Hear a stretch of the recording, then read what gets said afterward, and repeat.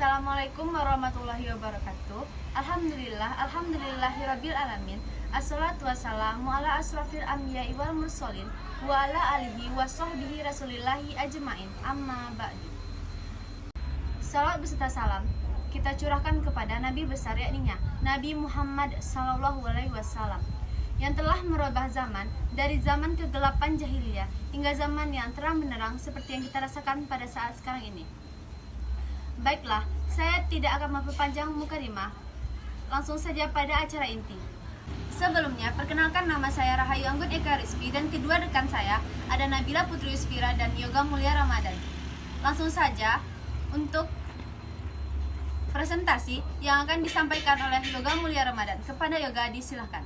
Baiklah, yang pertama saya akan menjelaskan apa itu pengertian dari text procedure. Nah, untuk text procedure ini adalah cara atau tujuan untuk melakukan suatu hal dengan langkah yang tepat secara berurutan sehingga menghasilkan tujuan yang diinginkan. Lalu, adapun ciri-ciri dari text procedure tersebut. Yang pertama, berisi langkah-langkah atau cara pembuatan. Yang kedua, menggunakan kalimat perintah. Yang ketiga, terdapat penjelasan yang sangat detail. Yang keempat, menggunakan konjungsi. Yang kelima, menggunakan kata kerja aktif. Dan yang terakhir, menggunakan tata keterangan.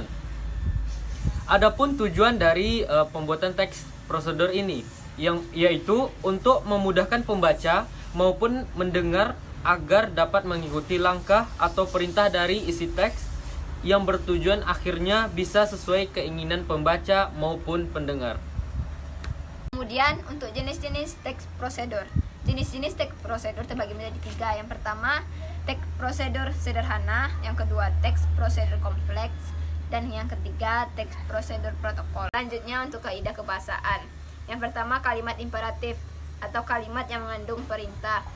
Yang kedua, kalimat deklaratif atau kalimat yang berisi pernyataan.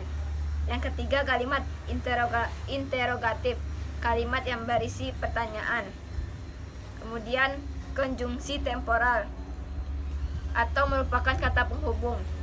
Yang kelima, verba material, verb atau perbuatan yang mengacu pada tindakan. Dan selanjutnya, tingkah laku, perbuatan yang mengacu pada tindakan berdasarkan ungkapan. Yang keenam, partisipan manusia. Dan yang terakhir bilangan penanda. Selanjutnya, struktur teks prosedur. Yang pertama ada tujuan, yang kedua ada bahan dan alat, yang ketiga langkah-langkah, dan yang terakhir penutup. Nah, contoh dari teks prosedur adalah cara membuat ikat rambut. Ikat rambut biasanya dimanfaatkan oleh anak perempuan, baik untuk dikuncir maupun untuk dibando. Ikat rambut yang dibuat tidak sekedar mengikat saja, akan tetapi juga ada unsur hiasnya. Oleh sebab itu, pada pembuatannya mesti dilakukan dengan kreatif. Untuk mendapat pembuatan ikat rambut, caranya sangat gampang. Sekali maka ikuti langkah-langkah seperti yang ada berikut ini. Alat dan bahan, pensil dan gunting, tali kur. Langkah-langkah pembuatannya, pertama, tali kur akan dipotong menjadi dua bagian. Setiap bagian akan dilipat dua sehingga semuanya terdapat 4 utas tali. Yang kedua, siapkan pensil yang cukup panjang. Buatlah pada simpul kepala dengan menggunakan bantuan pensil tersebut. Yang ketiga, buatlah dengan simpul datar. Yang keempat, lakukanlah sampai seluruh tali hingga menjadi jalinan simpul. Buatlah variasi supaya simpul tak monoton. Kalau perlu, maka gunakan tambahan aksesoris. Dan yang terakhir, ikatlah rambut hingga siap digunakan. Sekian presentasi yang dapat kami sampaikan. Jika ada kesalahan, kami mohon maaf. Wabillahi taufiq wal hidayah. Wassalamualaikum warahmatullahi wabarakatuh.